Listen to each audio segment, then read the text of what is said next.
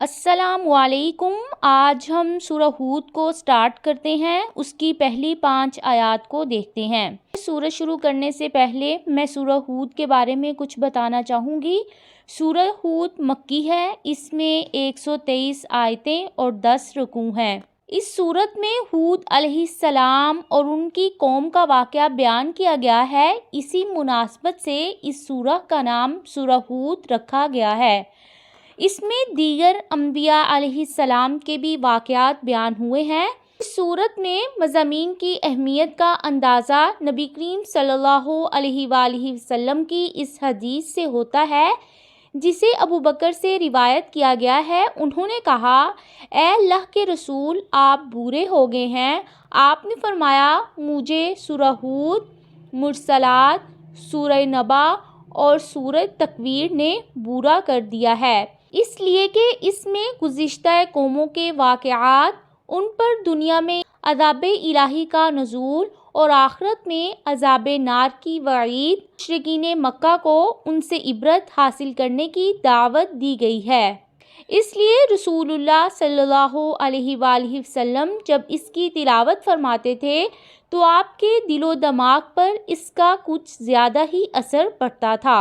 الف لام را، الف لام را، کتاب ہے، احکمت پختہ کی گئی ہیں، آیاتہ اس کی آیات، ثم پھر فصلت کھول کر بیان کی گئی ہیں، من لدن طرف سے، حکیم بہت حکمت والے، خبیر خوب باخبر کے۔ جس طرح ہم اس سے پہلے سورہ آل عمران کی آیت نمبر 7 میں اللہ تعالیٰ نے بیان کیا تھا کہ قرآن کریم کی بعض آیات محکم ہیں اور بعض آیات متشابہ ہیں۔ محکم کون سی ہوتی ہیں؟ ہر اس چیز کو کہتے ہیں جسے حکمت، دانائی اور تجربے سے اس کی ساخت کو مضبوط بنا دیا گیا ہو۔ اللہ تعالیٰ اپنی باتیں پکی کر دیتا ہے۔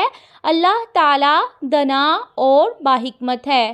محکم آیات جن کے معنی بالکل واضح ہوں اور اللہ تعالیٰ کا کلام ہے جو اپنے احکام اور اقوال میں حکیم ہے، جو اپنے کاموں کے انجام سے بے خبر ہے، اس لیے اس کی باتوں پر عمل کرنے ہی سے انسان برے کاموں سے بچ سکتا ہے۔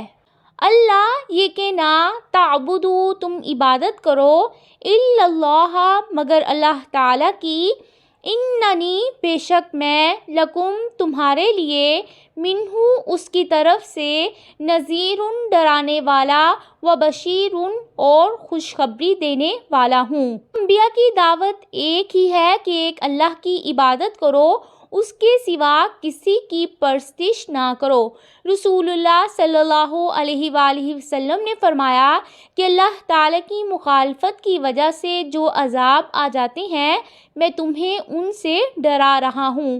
آپ صلی اللہ علیہ وسلم نے صفا پہاڑی پر چڑھ کر قریش کے خاندانوں کو آواز دی، سب سے قریب والے پہلے، پھر ترتیب وار سب جمع ہو جاتے ہیں۔ تو آپ ان سے فرماتے ہیں، اگر میں تم سے کہوں کہ صبح کوئی لشکر تم پر حملہ کرنے والا ہے تو کیا تم مجھے سچا سمجھو گے؟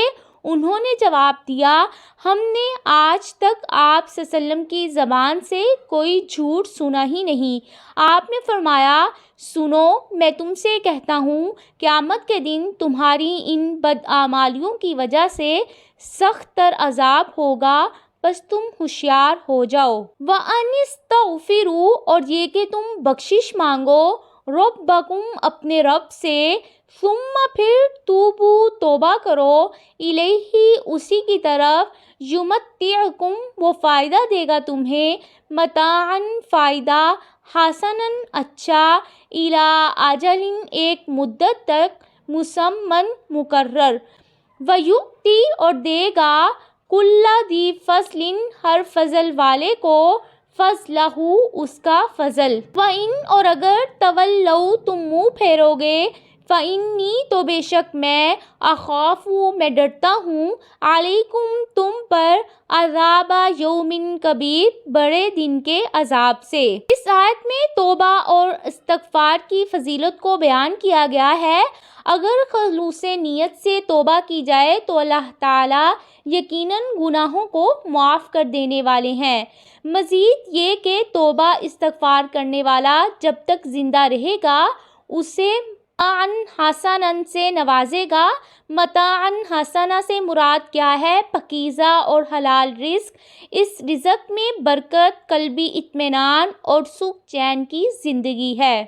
نبی کریم صلی اللہ علیہ وسلم نے عامر بن سعد رضی اللہ تعالیٰ عنہ سے فرمایا، اللہ تعالیٰ کی رضامندی کی تلاش میں تو جو کچھ بھی خرچ کرے گا اس کا اجر اللہ تعالیٰ سے پائے گا، یہاں تک کہ جو لقمہ تو اپنی بیوی کے منہ میں دے گا اس کا بھی۔ اللہ اللہ تعالیٰ ہی کی طرف مرجعکم تمہارا لوٹنا ہے، وَهُوَ عَلَى كُلِّ شَيْءٍ قَدِيرٌ اور وہی ہر چیز پر قادر ہے۔ تم سب کو لوٹ کر مالک ہی کے پاس جانا ہے، وہ ہر چیز پر قادر ہے۔ اپنے دوستوں سے احسان، اپنے دشمنوں سے انتقام، مخلوق کی نئی پیدائش سب اس کے قبضے میں ہے۔ الا خبردار، انہم بے شک وہ، یثنون وہ دوہرے کرتے ہیں، صدورہم اپنے سینوں کو، لیستخفوا تاکہ وہ چھپ سکیں، منہ اس سے، الا خبردار، ہینا جس وقت، یستغشون وہ ڈھانپتے ہیں، ثیابہم اپنے کپڑے، یعلم وہ جانتا ہے، ما جو، یسرون وہ چھپاتے ہیں، وما یعلنون اور جو وہ ظاہر کرتے ہیں، انہ بے شک وہ، علیم خوب جاننے والا ہے، بذات الصدور سینوں والے بھیدوں کو۔ اس آیت کا مقصد اللہ تعالیٰ کے علم محیط کی وسعت کو بیان کرنا ہے کہ اللہ تعالیٰ کھلی اور چھپی چیزوں کو تو کجا وہ دلوں کے ارادوں تک سے واقف ہیں۔ اس آیت کے شان نزول میں مفسرین کا اختلاف ہے۔ صحیح بخاری میں شان نزول سے معلوم ہوتا ہے، محمد بن عبید اللہ رضی اللہ تعالیٰ عنہ کہتے ہیں، میں نے ابن عباس سے پوچھا کہ یہ آیت کسی باب میں اتری ہے تو انہوں نے کہا، کچھ لوگ رفع حاجت کے وقت یا اپنی بیویوں سے صحبت کرتے وقت آسمان کی طرف ستر کھولنے سے پروردگار سے شرماتے اور شرم کے مارے جھکے جاتے تھے۔ اس وقت اللہ تعالیٰ نے یہ آیت کو نازل فرمایا۔ اللہ تعالیٰ نے فرمایا کہ رات کو اندھیرے میں جب وہ بستروں میں اپنے آپ کو کپڑوں میں ڈھانپ لیتے تھے تو اس وقت بھی وہ ان کو دیکھتا ہے اور ان کی چھپی اور علانیہ باتوں کو جانتا ہے۔ اس لیے کہ جس ذات کی خاطر وہ ایسا کرتے ہیں اس سے تو پھر وہ نہیں چھپ سکتے، تو پھر اس طرح کے تکلف کا کیا فائدہ۔ یہ تھیں آیات آج کی جن کا ہم نے مطالعہ کیا۔